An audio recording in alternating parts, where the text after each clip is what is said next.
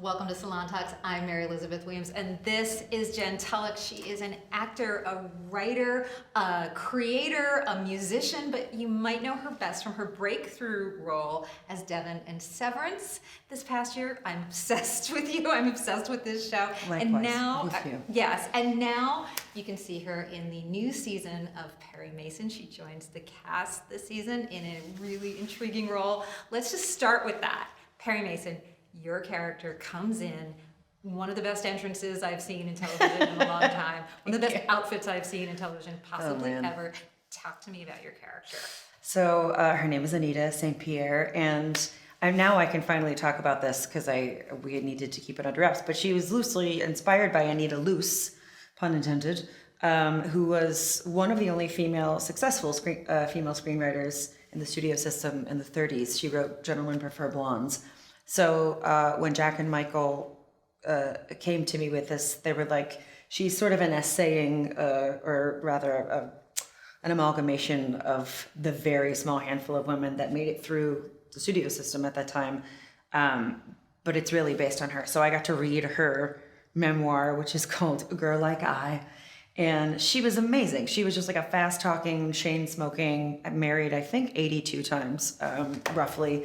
And was a badass. So we wanted to explore that side of what it was like to be in the industry in 1933, and also, more importantly, what it was like to be queer in 1933, which, as anyone who's seen the show will know, they addressed beautifully in season 1 with Juliet's character Della.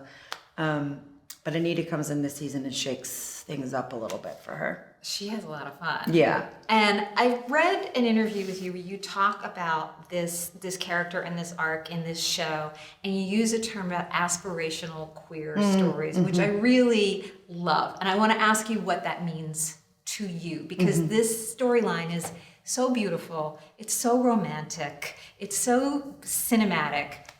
What is aspirational queer story?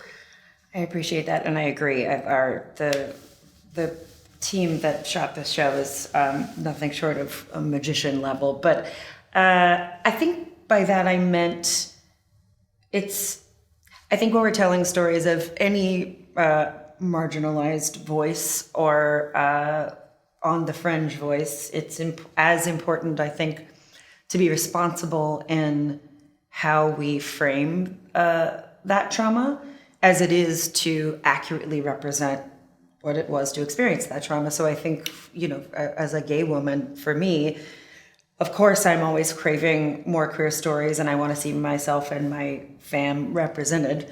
But I think sometimes those stories can tip into a bit of trauma porn. So I think with this, it was really important to us that we were showing the danger and the threat and the humiliation and the anxiety of being totally closeted in 1933, but without exploiting the queer part of the story. Because at the end of the day, the story between Della and Anita is just a love story. So we were like, how do we strike the balance between edifying their love and framing their love while also not skirting over the fact that they were constantly hiding? And so Juliet and I talked a lot about just entering and exiting public spaces together, what that looked like, and the micro behaviors that would inspire of looking over your shoulder and being, I think, just having your head on a swivel in a way that I'm so lucky as a queer woman today I don't have to do, at least as often. Sometimes I go down to the American South where I'm from, and you better believe in a gas station or two, I've been down there with people I've dated, and I'm like, this is a little spicy. But right. And you grew up in an environment where, you've talked about how much it's changed in your hometown just in the past few years, but you grew up in an environment where there was more of that checking and there was more of that, it's not okay. Yeah. I want to know what from your own life did you bring then to this character? So much. I love all of the characters I've had the privilege of playing. I love Devon so much on Severance. She's so close to me. And I think in that character, for example, the easiest in was the love between a brother and sister, because I'm incredibly close with my brother. For this, obviously, it was a louder connection, and that I haven't played that many queer characters before, so it was such a privilege to be able to pull from that part of my life. My therapist very smartly said in the beginning of this process, I said, "Oh, it's going to be great. I'm getting, it'll be how easy." And she said, "I know you know what it's like to be gay, but you don't know what it's like to be gay in 1933." And it did make me think about, I think maybe I had taken for granted how easily it might be referenced, that part of my life. And it's not, because it's true. I don't have to hide as much as Anita has to hide. So I think the ethos of that experience was easy to pull from, but the actual practical details of what we were just talking about, looking over your shoulder, and the coded language, the queer coding at that time. There's a great documentary whose name now, of course, I can't remember, but it was made in the 90s, and it was really ahead of its time. It was all about queer coding in Hollywood. Celluloid Closet. Thank you. You're welcome. Thank you. Yes, one of the most famous documentaries on queer cinema of all time. Thank you. Celluloid Closet. I watched that, and it was emotional. There were times on set, I'll be honest, Juliet and I would sort of look at each other and between takes and sort of like, oh, this is intense. And I did feel a responsibility going into it. I was like, this is the story of my 4 parents, my queer 4 mothers, and I stand on their shoulders. So any opportunity, I think, to step into any of those stories, to me, feels like a really big responsibility. Yeah, it's so interesting when you said that this character is loosely based on Anita Loos, because I did not get that at all, which I'm now embarrassed about. But I'm wondering who else or what. You grew up watching these classic movies from the 30s. You were indoctrinated into this world. The season, I can see hat tips to films from the 30s all throughout it. I can see the handprints of John Ford and other films in it. I want to know, were you basing that character on certain icons from that era? I feel like I can see it, but I don't want to say.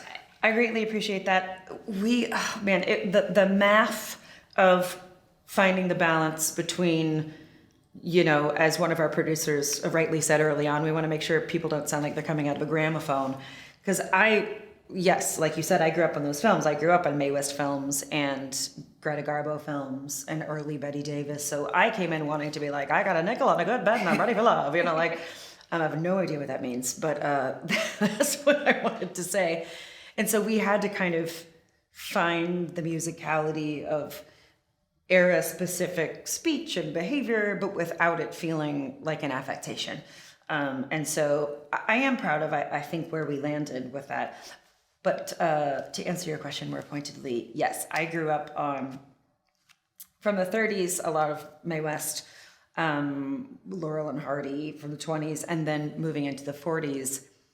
I loved Danny Kaye and Donald O'Connor. So really that whole 30-year period of the classic studio system. Singing in the Rain was a movie I watched, I'm going to say 40 times annually. And even though that was made in the 50s,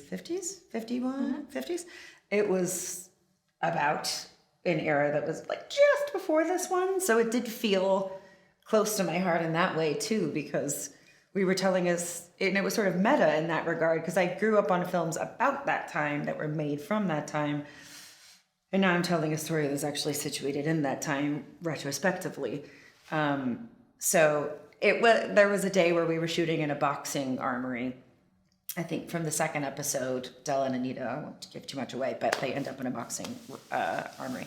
And it was incredible. There were 150 background actors, and we had these real incredible stunt people doing the boxing. And you had, cigarette girls going around. And there was a bit where we enter, and I asked the director, I said, can I just improvise a little bit with the guys?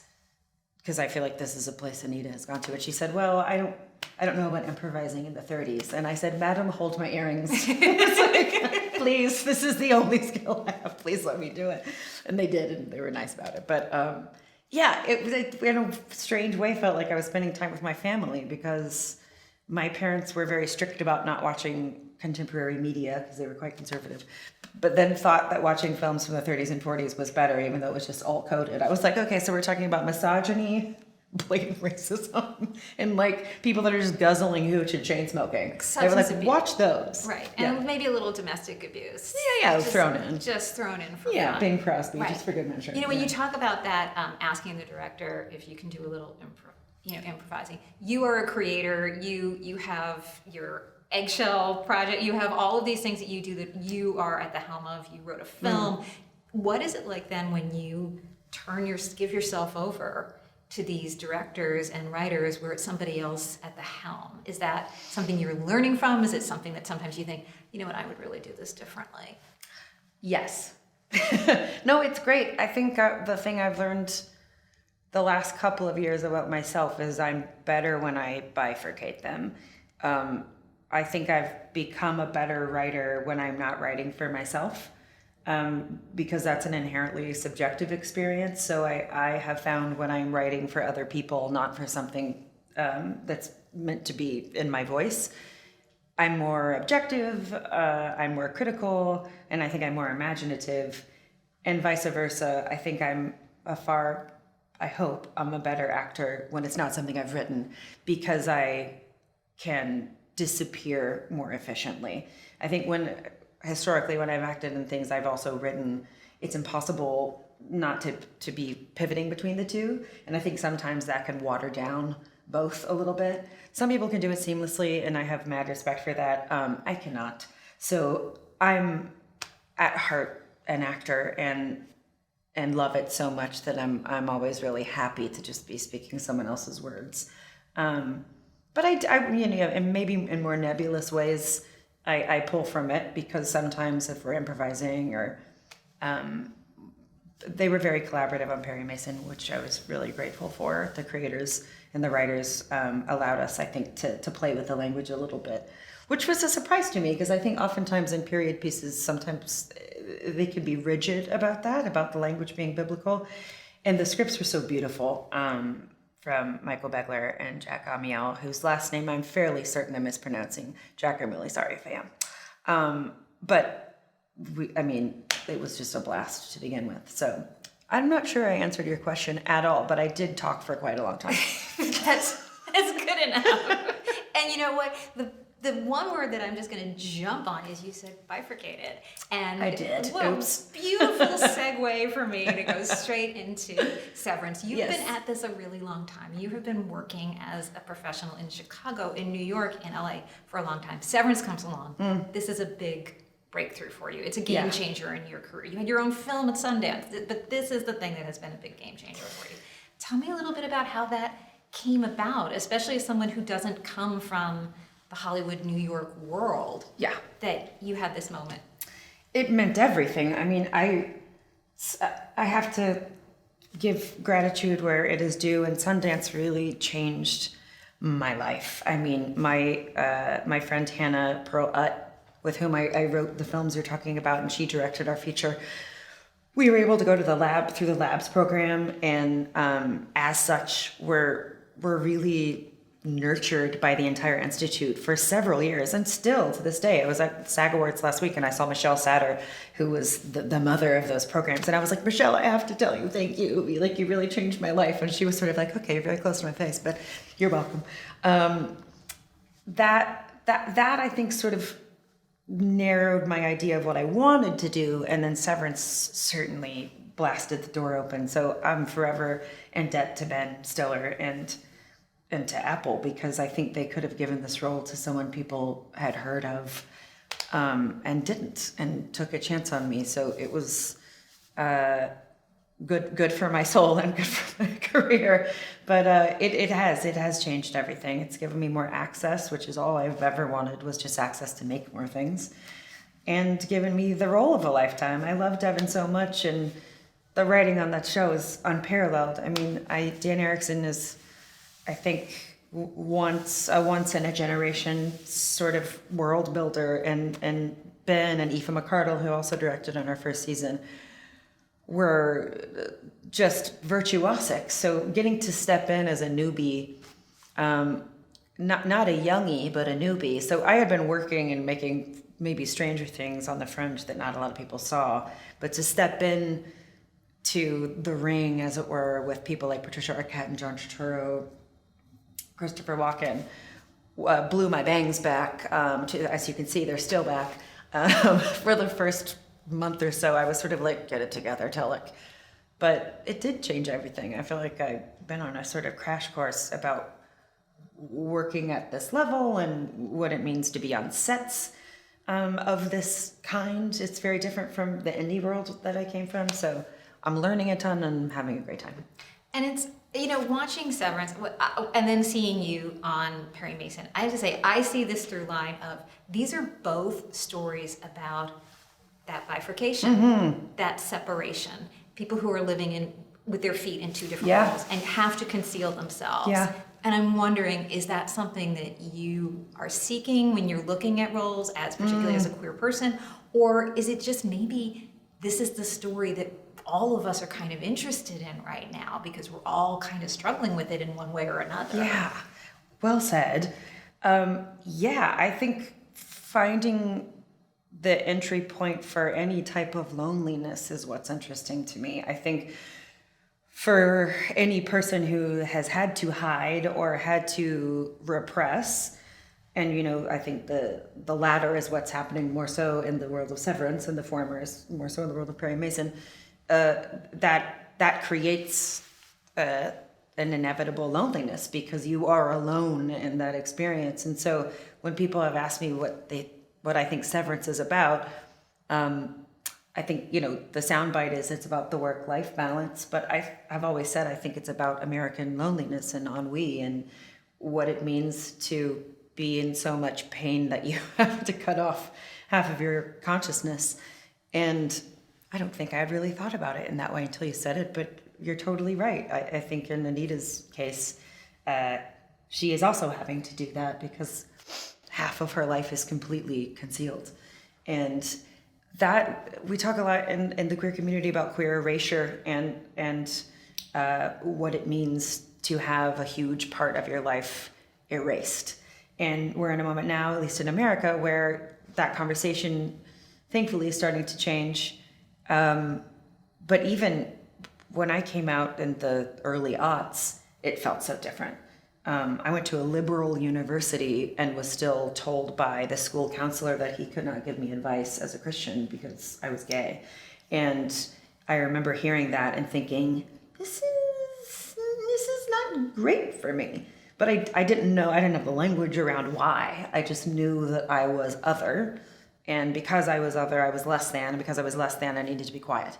And so that bit was certainly easy to plug into Anita. But yeah, I do think coming out of the height of the pandemic and being in a moment in our country where things are so acrimonious and we're having to confront, the history of all sorts of our bigotry, it is a time where maybe we should be talking more about where our pain comes from and how we create it and perpetuate it. And I think Severance does that beautifully.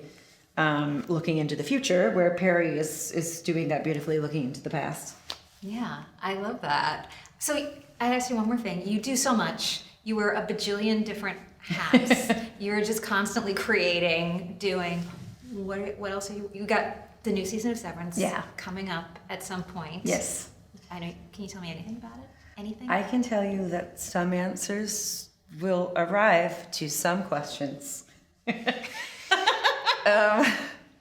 All of us have really, we joke about it now when we do press together, but we all just look at each other when people say, can you tell us anything? I really can't, but I'm thrilled about this season. And I think the news stories that we're exploring are really exciting. And the way that we pick up some of the storylines from season one and the way we get to see them dovetail is really exciting. So. And what else have you got working on? Because you're doing a million things. I am. If I don't stay busy, my head will pop off and roll across the floor like a bowling ball. So, as I mentioned, I have a therapist, but I am working on a play that I wrote with my friend Frank Winters. That's loosely based on some things from my life that I will hopefully be producing here in New York this next year. I'm the only person in it, so there is a bit more pressure maybe for There would have Let's been with other cast. people. Yeah, it's just me. Congrats, I got the job. But I'm really proud of it, and it's very personal and actually touches on a lot of the themes we've been talking about. And then I'm working on a show of my own that I'm writing with some colleagues, a television show. And I am making a couple films this summer that I'm really excited about. One I can talk about. I'm making a film with my friend Blake Barris and my friend Aaron Chris, which is about soap opera fans and specifically soap opera fan conventions and how they are a pretty accurate tableau, I think, of American-ownedness and how sometimes disconnected we are from one another. I'm very excited about that. I do that this summer. And then other than that, I'm working on a book of essays that I have no idea if they're any good. Probably not yet. And I'm going to stop you. You're fun. well, That's enough. I was going to say I'm You have- learning to make pasta, but that's not true. You have proven yourself. Thank you. Jen, you have proven, that's enough. And I'm learning Swedish All right, and you're learning Swedish. very slowly. Just setting a really low bar for yourself. Okay, now you've made the rest of us, except maybe Beyonce, feel like real slackers. I'm so sure. So thanks. So I'm gonna change it to like you have as many hours in the day as Jen Tullock. What are you doing with your life? So I appreciate that. Instead of just like, girl, you need to take a nap. okay, Jen Tullock. You can watch her on Severance right now. You can watch her on Perry Mason right now. We will hold our breaths for all of the other 10,000 things you've got going on, and we'll do the next interview in Swedish. How's that sound? Oh, Thank you. yeah, definitely. Thank you, Jen. Thank you.